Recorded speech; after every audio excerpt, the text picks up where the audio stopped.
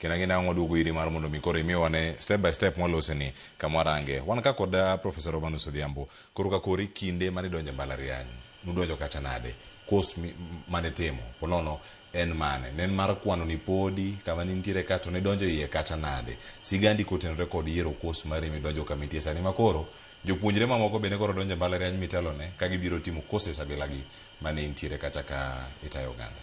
Erokamano Cleo. Again, nyinga and Professor Odhiambo and Vice Chancellor Mamiri University of Science and Technology to bende and Professor Mari Statistics, full Professor from 2007 at the JKU at University for the last 35 years.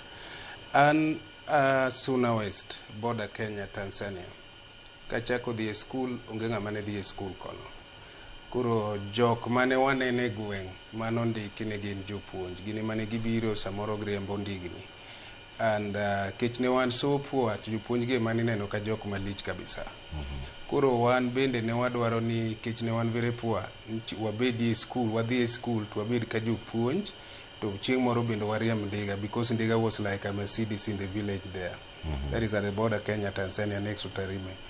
And so kadhi school achako somo to jopuonj gi were like my mentors. Gini mane gi inspire to negi wacho samoro gi ngeni chon ni chwado ji tado atoto noko chwada was very wise. To gi chwado ji ni ko kidhi school ibro chalo jonyuolo mane ko dhi school. Wuonwa no dhi school gi class achiel mama wan ko dhi school. And nen gi mon ariyo to nyithindo malaro 15. Kuro an go wadwa maduong wane mwatemo kwa dhi school e gweng'no. And then jopuonj gi man waneno kuro kwa kalo akalo pinj 78 unjura dhi form 1 Cleo kumoro ne pok onyuol unjura dhi class ochiko 1979 so pesa botamore jopuonj gi bende mano wacho ni Odhiambo nyathi marie kendo luoro ji kabisa nyaka wane ni odhi school noluonga school ma which was very good during that time Kanutunga High School mane jopuonj tene gin wasunge. And so jopuonji no riwore to choko pesa mora kiane gi yudo 100 to mane madhi gi school fees ne ok ng'eny ahinya kuro adhi gi mano de madhi achako go to again kuro kadhi kono ta yudo wasunge jopadri the brothers and sisters to kagi singing the kind of a person I am and then my name Romanus also attracted them because I was a Catholic. And so with the proper discipline kuro gichako mana konya na kiani konya kichuono ne ok nyal minwa no ok nyal. And kure masoma so mama tiko class apagario natimo ne wan about three streams just like what is happening today in the CBE kura natimo what makawuni lungo ni STEM kura natimo maths physics chemistry. I wanted to be an engineer. I wanted also to be maybe a teacher of wherever, a teacher of sciences. Kuru ka tieko that stream to wadonje form 5 and 6 ndalogo ni kitieko form 40 the form 5 and 6 kikalo tema dia timo maths physics chemistry bende. Again, class 101 Jit Prario Gaboro. And some of those guys are the great engineers, Mawanik, this country, the great medical officers, Mawango, at this country, the great politicians. One of my classmates, Nicholas Gumba, Panungeyo, Mara. And Kuro Kwase de Kanyo, Tongenyo, the bido engineers, Moko the bido doctors, Moko the bido lawyers, Moko the bidango. Atotone 1 year, Kendemo decide, Wadua team education, Punjo. Again, this was determined managi mana nyisu jajupunje musebido ka konya all through so nadwa ni benda amba bida ngoa japunje kura DKU tadia timo education with double mathematics kura timo education kanyo matima education science mondo adia bed japunje mar mathematics and chemistry katiko and so atiko 89 to kaya was one of the best.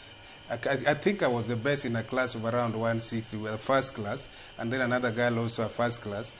To kai abedo posted. Kura again, gimano mi agini beber. Wandalo wano kitimu mabera yenye ka india punto bende kapo kiwoki dhiyo kotimi ibaru wako ITS bedo posted. Kura na bedo posted at Dede Girls High School in Awendo. Imadhiya punje one time. Tukecha was top in the class. And then the same time, I used a scholarship under their team masters in statistics in Kenyatta University kumnasome degree mokwongo.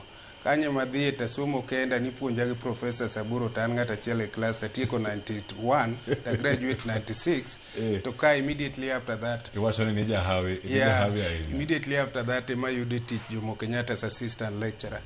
And then now I started now working very hard. I did a PhD in 95 which I graduated like this with a master tachako again PhD mana Kenyatta kanyo kura yudo PhD I graduated in 96 tatieke 95 PhD in statistics. And then as I was kaka natimo gi somo be nasomo puonjo Jomo Kenyatta ema rise up mabedo professor in 207. Mane gima setimo kura nyalo wacho ni jonyuola ne dwaro ni abed japuonj tambe adwaro ni abed japuonj kech mano gik mana neno. So the position of mentoring is very important. To kadhi university you know classmates na ne are from who is who. Kesikundo was one of the best, the alliance of that time. You know engineers, you know politicians, everybody is there. Kanye Machaka understand there is engineering, there is all this. Kura again the exposure was also very important. And then the career masters. Career masters ne one ge school kanye ge mana wasunge. Idwa bedango, idwa bedo jangwech, idwa bedango. Joge te ne very important in inspiring us. And then we used to have a regular talk from politicians, people like Nyachaya, people like the late Onyonka, they come and talk with us, and also people like Cardinal Otunga, may God rest his soul in peace. They could come and inspire us and all this. Man is shape, and these are the people who are now controlling this country. Erokamano, Professor. Yes, yeah.